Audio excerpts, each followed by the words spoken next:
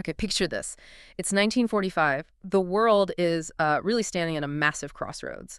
On one hand, there's this huge surge of hope. The United Nations is getting formed in October. People are dreaming of lasting peace, cooperation. But truly global vision. Exactly. But then, on the other hand, just a few months earlier, something else happened.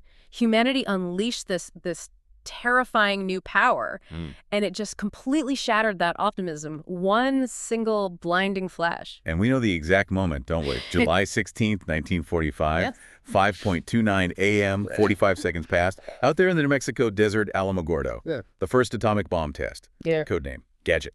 Gadget. Seems almost understated. It does, doesn't it? But the force was anything but. We're talking the equivalent of 20,000 tons of TNT. Yeah. The scientists there, Oppenheimer and his team, they saw this horrifying spectacle. A mushroom cloud climbing over 50,000 feet. Wow. And the heat, it literally melted the desert sand into glass. This greenish stuff we now call trinitite. Yeah. It was undeniably a massive scientific leap. A triumph in one sense. But everyone knew, right then, that it was also this chilling milestone. Pandora's box was open. No going back. A moment that just, ripped a hole in our understanding of the world, because that flash, that wasn't just a test in isolation, was it? It set something in motion. Absolutely. It was the prologue, as you said. Yeah. That explosion set off a chain reaction. Less than a month later, Hiroshima, August 6th. And then Nagasaki. August 9th. The human cost. It's staggering. Over 200,000 people lost their lives by the end of 1945. And many more suffered terribly from radiation sickness for years. It's that paradox, isn't it? Trying to end one devastating war, but starting a whole new era defined by this existential threat. Precisely. The world suddenly, brutally understood the stakes. So, for this deep dive today, we're not just looking back. We want to really trace that journey. From Trinity, that first terrifying blast, through this incredibly complex global effort to, put the genie back in the bottle, or at least try to contain it, we need to talk about the impacts, human, environmental, celebrate the progress that has been made, because there has been progress, and look at what's still ahead. And it feels especially fitting today, August 29th, 2025. It's the International Day Against Nuclear Tests. A very poignant day to have this conversation. So Trinity, that spark, it wasn't just one nation's experiment. It really kicked off this intense global race, didn't it? Almost inevitable, maybe. It seems that way in retrospect. The shock wore off surprisingly quickly, replaced by this almost frantic need for other powers to catch up, to achieve parity. Between 1945 and 1996, it's about this, over 2,000 nuclear tests were conducted worldwide. 2,000, that's hard to even comprehend. It averages out to about one test every 9 days, for half a century. What? And it wasn't just the U.S. and the Soviet Union. The UK, France, China got involved. Later, India, Pakistan, North Korea, they tested everywhere. Deserts, sure, but also deep in the oceans, underground, shattering the earth. All in the name of refining these weapons, making them more powerful, more precise, more devastating. That was the goal. But the cost, the legacy, was this trail of destruction across the planet, a legacy we're still dealing with. And that devastation, that's the core of it, isn't it? The hidden cost behind the headlines of scientific progress, generations scarred, landscapes poisoned. Far beyond the immediate blast zones. Exactly. Let's talk specifics. Look at Semipalatinsk in Kazakhstan. The Soviet test site. Their main one. They conducted 456 nuclear explosions there over 4 decades. 456. The suffering across generations.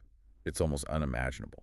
Cancers, horrific birth defects, infertility became tragically normal for the people living nearby. And the land itself, it's still scarred. Craters, contaminated soil, a permanent reminder. But it wasn't just Semipalatinsk, right? This wasn't unique to one country. Oh, not at all. Similar tragedies played out elsewhere. You had the Nevada test site in the U.S., communities downwind exposed to fallout, fighting for decades just to be recognized, let alone compensated. Downwinders. Exactly. And Maralinga in Australia. Indigenous communities forced off their land, suffering terrible health problems. And then the Marshall Islands. The U.S. tests there in the 40s and 50s, they rendered entire atolls uninhabitable. Bikini Atoll. Bikini Atoll, once this pristine paradise. That its name is synonymous with nuclear fallout, the people forced out, never able to return home. That name change itself tells a story. It really brings home how this wasn't contained. These radioactive particles, they just spread. Atmosphere, soil, water, crossing continents, affecting everyone. But beyond the physical damage, there was this this psychological weight, too, wasn't there? Living under that constant shadow during the Cold War. Oh, absolutely. It permeated everything. Right. Kids practicing duck and cover drills at school. It sounds absurd now, but it was real. Backyard bomb shelters. Yeah. That constant low-level hum of fear. The idea of mutually assured destruction AM. It wasn't just an acronym. It was this chilling reality hanging over everyone. And that fear, that collective anxiety, ultimately it had to lead somewhere. It fueled this growing global demand for, well, for sanity, for action. People just wanted it to stop. They did. They really did. So the world started to wake up. Slowly, maybe, but surely. There was this growing sense that something had to be done. What were those first steps? Well, remarkably quickly, actually. Yeah. Even as the Cold War was just starting to ramp up, the UN, literally in its first session, January 24, 1946, their very first General Assembly resolution, Resolution 1AM, it called for the elimination of nuclear weapons. Right at the start, that's bold. Incredibly bold. But, the reality of the arms race quickly set in. Atmospheric testing continued, intensified even. Radioactive fallout was drifting across the globe. So that early resolution, noble as it was, didn't stop the testing. What finally started to turn the tide? It was really a combination of things. Growing public pressure, definitely. People were scared. And the science was becoming clearer about the dangers of fallout, especially from those atmospheric tests. This led to the Partial Test Ban Treaty, the PTBT, in 1963. What PTBT? What did that do? It banned tests in the atmosphere, in outer space, and underwater. So it stopped the most visible, most fallout-producing tests. A huge step forward. But not a total ban? No, crucially, underground testing continued, which still had serious environmental impacts, just less visible ones. Right. So a step, but not the finish line. It seems like the real momentum for a complete ban built up later, maybe in the 90s. Was it the end of the Cold War? That was absolutely the catalyst. The whole geopolitical map shifted. That plus just a much wider global understanding of the risks. Yeah. It created the opening. And that led to the Comprehensive Nuclear Test Ban Treaty. The CTBT. CTBT. Okay. Opened for signature September 24, 1996. And its goal was simple, but profound.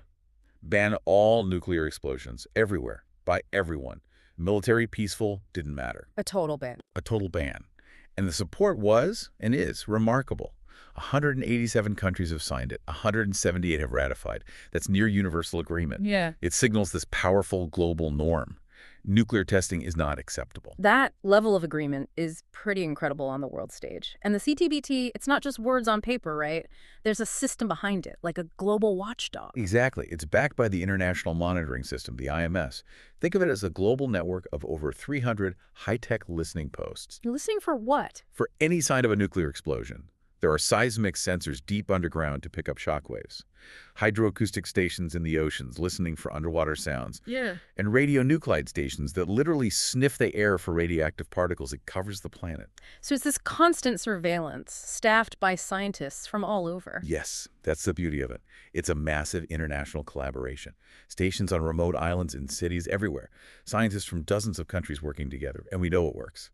The IMS detected North Korea's tests in the 2000s, clearly, provided undeniable proof. And beyond that, the data helps monitor earthquakes and tsunamis too. It actually saves lives in other ways. That's amazing. But you mentioned there's a catch. It has all this support, this incredible system, but it's not officially in force. Why not? That is the major hurdle.